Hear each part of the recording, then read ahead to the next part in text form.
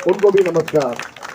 मैं आप सब लोगों से सिर्फ ये कहना चाहता हूं कि हम 6 जून 1936 को गैजेट के अंदर कामराज सर के द्वारा एससी के अंदर शामिल हुए और 1936 से लेकर आज तक हम यही कह रहे हैं कि भैया हम एससी नहीं है, हमें एससी से बाहर निकालो, हम एससी नहीं है। उसके बाद भी आज तक हमारी कोई सुनवाई नहीं हुई और तब से लेकर आज तक हमने यही कहा कि जितने भी कम्युनिटी है, जैसे कि हमारे स्पेशली बिहार के अंदर हमारे कुर्मी भाई हैं, उनको ओबीसी में रखा गया है।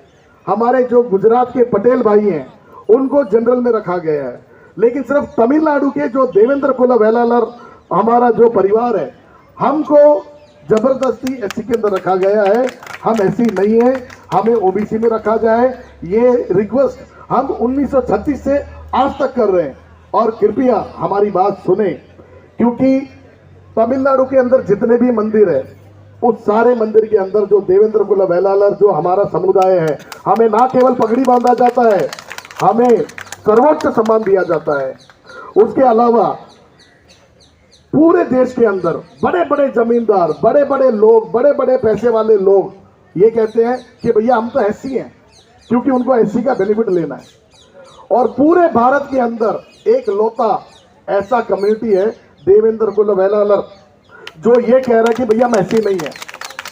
बड़े बड़े मिनिस्टर कह रहे हैं कि यार लोग तो नौकरी पाने के लिए, अपने बच्चों को एडमिशन कराने के लिए जबरदस्ती एससी बन रहे हैं, और आप कह रहे हैं कि आप एससी नहीं हो।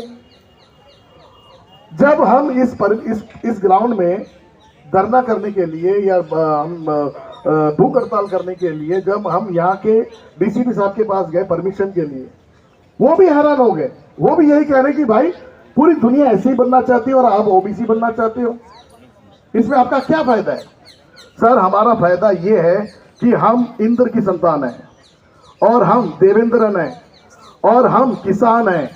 और दूसरी बात, जो चोल राजा हैं, हमारे रगों में जो खून दौड़ रहा है वो राजाओं का खून दौड़ रहा है। हम ऐसी नहीं है। आप जबरदस्ती क्यों ऐसी बना रहे हो, जबकि हम राजवंश हैं और हम यही चाहते हैं कि हमें एससी से बाहर निकालिए। जब हमारे प्रिय प्रधानमंत्री जी नरेंद्र मोदी जी जब तमिलनाडु आए, उन्होंने भी ये कहा कि तुम देवेंद्र हो और मैं नरेंद्र हूं, और उन्होंने ये कहा कि बहुत जल्द एससी से बाहर निकालने के लिए हम लोग जो भी मदद होगा करेंगे और सब कुछ करेंगे।